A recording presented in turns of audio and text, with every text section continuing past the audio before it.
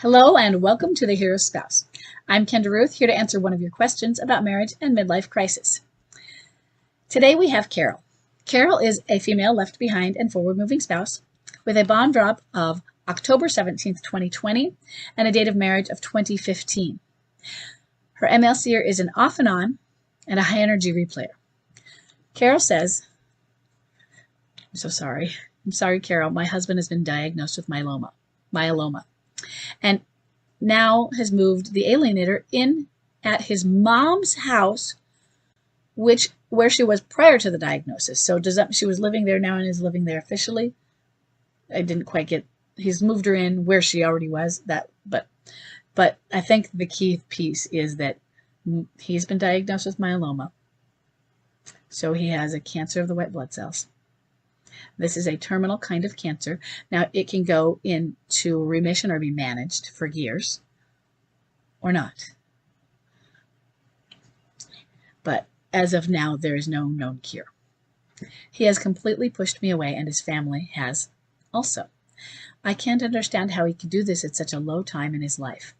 It's like I meant nothing. I took his car insurance out of my name once I found out that she was driving his car, and he and his family are mad at me. I meant no harm, but protecting myself. I'm so messed up and truly hurt and confused. Please help, because I honestly don't know what's right or how to handle this. You did the right thing. She was driving his car.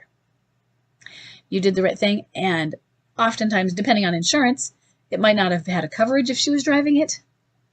You did the right thing. Forget their monstering. I know it's easier said than done. You did the right thing. Now, he was diagnosed with myeloma. Did you cause it? No. Did he get it because of you? Did he get it because he's mad at you?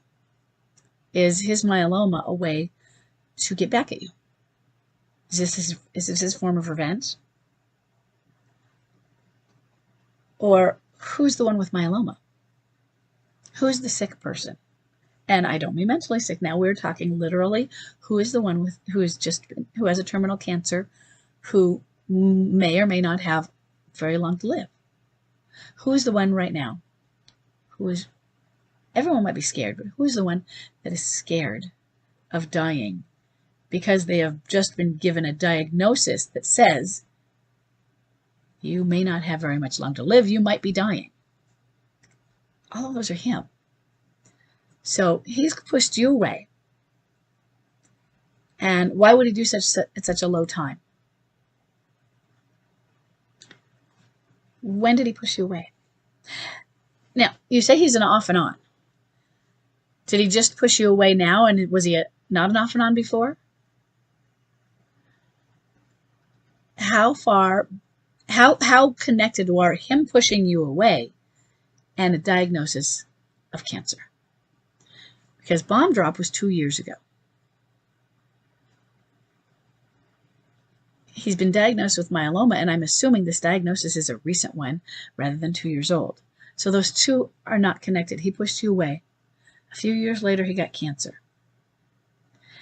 And what you're doing now is, how could he do this? Now, there's two little words that aren't in there, but they're between the lines. How could he do this to me at such a low time in his life? Well, I understand that it's a low time in your life because of what he's been doing. The time that's a low in his life, not counting his midlife crisis, there's a separate low. And he's getting saucer eyes big when somebody's saying, how could you do this to me? And he's looking at him going, huh? I'm the one who was just told that I have terminal cancer. What do you mean, do it to you? I'm the one. So, in other words, you're taking it personally. And we don't know how we're going to react or respond when we find out that we are terminally ill. Maybe if I'm 87, I'm like, okay, I'm terminally ill. Well, at 87, life is terminal. The average age is 82 for survival of someone in my situation and I already had 5 extra years, of course life is terminal. But not being of that age, when you might have 30, 40 years ahead of you, we're not thinking of terminal in that way. And he's just been told that his life is terminal. It's about him. Just like midlife crisis. His midlife crisis isn't about you. So he's not doing it. Even if he accuses you, I'm leaving you. Sometimes they do that regarding the children. I'm leaving you, not the kids. Kids feel you're leaving them. They might try and make it personal, but it's not really personal. Their reason for making it personal is because it's about them, their guilt, their sins, the things they don't want to be, the things they don't want to remember about themselves, about their lives, things they don't want brought up in memory because it's trauma and not their fault, some things that is their fault. Maybe it's a mix of those because things that weren't their fault caused them to do bad things that were their fault. It's all these pieces, of the shadow that are boiling up. But it's their shadow, not yours. So what I want you to think about is, what can you do for you that is personal to you? What can you do that is focusing on who you are? What can you do to look back? I want you to look back into yourself. Okay, Carol, you're going to look back where you had other challenges in life that might have been about somebody having a problem and you feeling a distance between you and that person, and you handling it. You succeeding through it. You're surviving through it. You're thriving through it. Maybe you helping them through it. Maybe not. Maybe you were able to manage the relationship beautifully through it and help them. But maybe you were able to say, okay, I'm going to work on myself. Maybe you were able to let go of them and let them go away and deal with their problems with a positive attitude. I don't mean like, fine, whatever. I'm just going to get rid of you because you can't handle me. I mean, you were able to let go and let them deal with whatever they were going through. I want you to look back in your life and see the relationship struggles that you've had where you have weathered them, you have managed them, and you have come through them without taking it personally. Or if you started taking it personally, how you figured out that it wasn't that and what you did about it, what you did to help yourself not feel it was personal. Because this isn't personal. He's the one who is sick, even if you are too. And I mean, what if you both were just diagnosed with terminal cancer? Well, you're talking about this being his. He's pushed you away, but he'd already done that. He's moved the alienator in. It's a big deal and it's not a big deal at the same time. And what I mean by that is it's MLC script. And it sucks, and it's terrible, and it's hard, it's traumatic.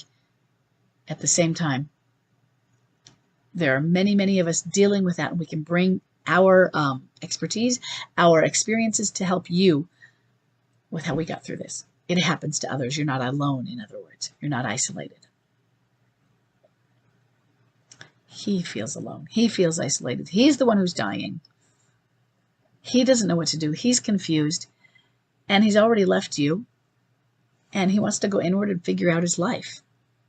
And going inward and figuring out your life doesn't mean you have to bring your wife or anybody. Sometimes he just wants to get away from all of the people intruding into his thoughts, or literally intruding, because I just need to heal. And having to deal with everyone else's problems isn't going to help him heal. Maybe for him, and whether it's projection or not, he rewrote history. You had a perfect marriage, but he's rewritten it to be all toxic. If that's how he feels right now, whether it's accurate or not, but it's how he feels, would you want to be focusing on that person and that relationship and pulling them in rather than pushing them away when you're trying to deal with terminal cancer.